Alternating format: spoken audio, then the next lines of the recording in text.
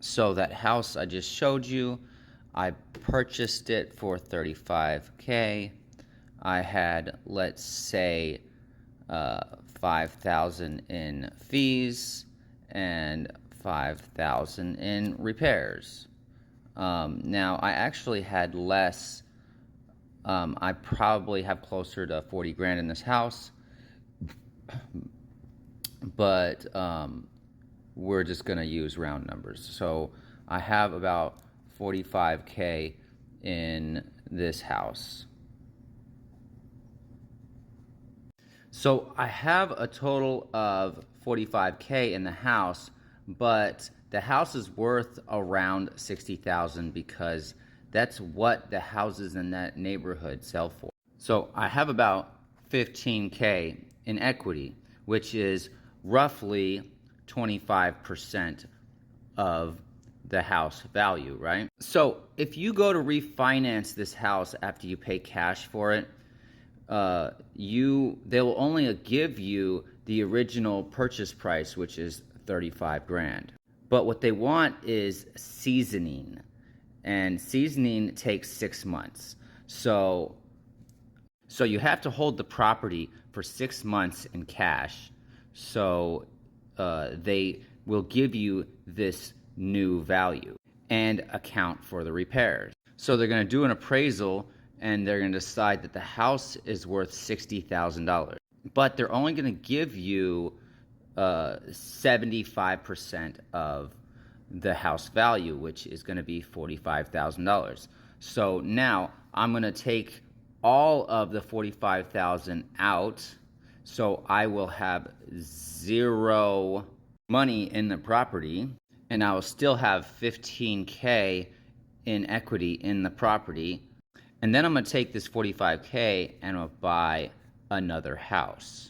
And I'm going to do this process again. 35K, 5K in fees, 5K in repairs, and then I'm going to refi after 6 months. So in a couple years, just off of one house, you could have 4 or 5 houses. So right away, you're creating 2 houses out of one based on getting a good deal. We're going to get appreciation, but we're not just hoping for appreciation. We are forcing it. All right, so we've actually got 2 houses here.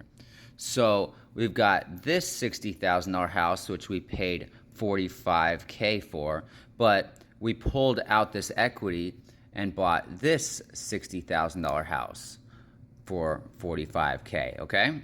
So this one has a mortgage and this one's in cash. So this one rents for roughly $1,250 a month, and this one rents for roughly $1,250 a month. So this one, it's easy. So how much are you making on this? Well, there's going to be 100 in property tax, 100 in insurance, and actually this is going to be lower and this is going to be lower. This is generally about $60 to $70 on these houses, and this one could be between $100 and $80. So I always account $100 for property management because somebody has to manage it, even if it's yourself. You need to pay yourself, okay?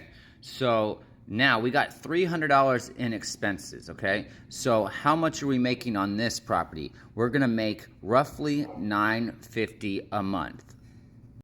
Okay, so I'm going to use round numbers, and so remember, this is the same money, okay? So this one now is going to rent for $1,250, but you're going to still have these same expenses, but you're going to have a mortgage too. So we're going to say roughly $500 a month in debt service, including this stuff, okay? So you're going to make roughly $750 a month.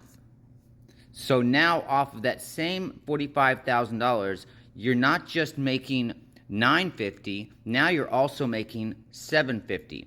So you're actually making, what's that? You're actually making $1,700 a month off the same money that just by having a mortgage on this property.